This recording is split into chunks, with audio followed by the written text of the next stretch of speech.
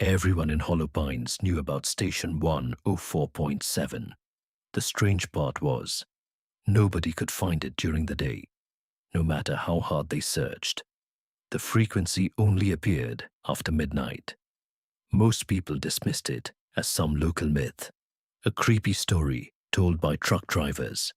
But 21-year-old Noah Carter discovered the truth by accident. One rainy night, Noah was driving home through a lonely forest road after visiting a friend. The weather was terrible. Rain hammered against the windshield while thick fog swallowed the road ahead. To stay awake, Noah turned on the radio. Static filled the speakers. He flipped through several stations. Nothing. Then suddenly, a voice appeared. Clear. Calm. "Welcome back to Station 104.7. Noah frowned. He had never heard of it before. The voice sounded old-fashioned, like a broadcaster from decades ago. "Tonight's first missing person is..." The announcer paused, then spoke a name. Noah's blood froze. The name belonged to a cashier he had seen earlier that evening, someone who was very much alive.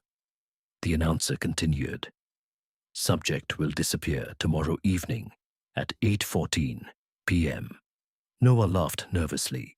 It had to be some sick joke, a strange prank station. Then another name followed, and another. All local people, all real, all scheduled to disappear. Suddenly the broadcast ended. Static returned. And as Noah looked up through the windshield, he saw someone standing motionless in the middle of the road. Noah slammed on the brakes instantly. The car skidded across the wet road. His heart pounded violently. The figure stood perfectly still, not moving, not reacting, just watching. Rain poured over its body, but something felt wrong. Its proportions seemed unnatural. Its arms looked too long, its smile too wide. Then lightning flashed across the sky. For a split second, the figure disappeared. The road ahead was empty. Noah didn't wait. He accelerated immediately and drove home. By morning, he convinced himself the entire experience had been exhaustion. Until the next day, at exactly 8:14 p.m., the cashier from the broadcast vanished. No witnesses, no explanation, just gone. News reports flooded social media. Noah felt sick. That night, he returned to his car. At exactly midnight, Station 104.7 appeared again. The announcer's voice returned. "Welcome back." This time the broadcaster sounded pleased, as if expecting him. Then another list of names began. More local residents, more disappearances scheduled for the following day. Noah grabbed his phone and started recording. But strangely, the station never appeared on the recording, only static. Then the announcer spoke directly to him. "Thank you for listening, Noah." His blood turned cold. The station knew his name.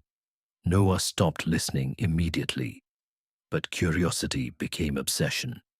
Over the next week, every name announced by Station 104.7 disappeared exactly on schedule. Police couldn't explain it. Families were terrified.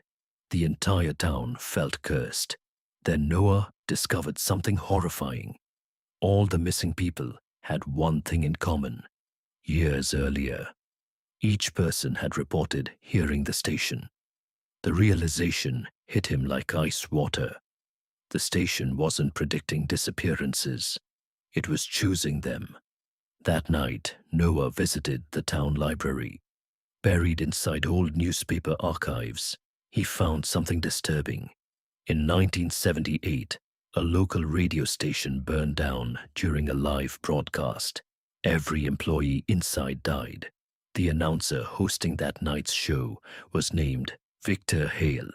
Before the fire consumed the building, Victor's final words were recorded.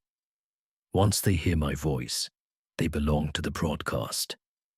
Noah's hand shook because the voice from Station 104.7 sounded exactly like Victor Hale, a man who had died nearly 50 years ago.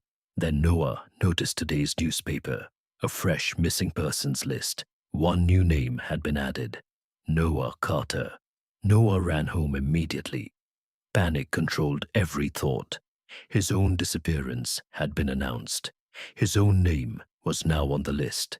That night, he locked every door, closed every window, and waited. Midnight arrived. Then suddenly, his bedroom radio turned on by itself. Static filled the room. The familiar announcer returned. "Good evening, Noah." The voice sounded closer now, personal, almost friendly. Then another voice appeared beneath the static.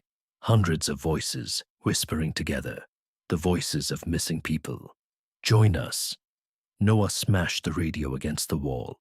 Silence returned. Then his phone rang. Unknown number. When he answered, only static. Then a whisper. "Look outside." Noah slowly moved toward the window, his entire body trembling.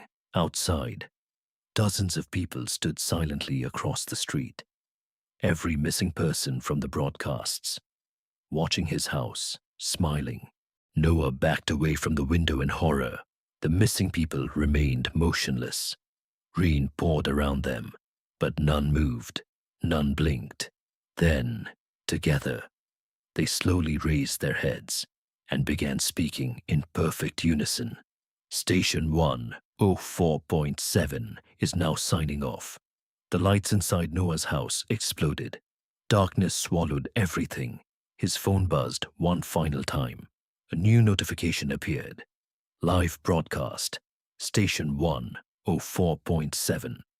With shaking hands, Noah opened it. A video feed appeared. The camera showed his bedroom, live, from the corner of the room. And standing directly behind him was the announcer, tall, burned, smiling. Victor Hale. The screen suddenly went black. The next morning, Noah Carter disappeared without a trace. Police never found him, but truck drivers traveling through Hollow Pines still report hearing a strange radio station after midnight. A station that shouldn't exist. And every broadcast begins the same way. Tonight's first missing person is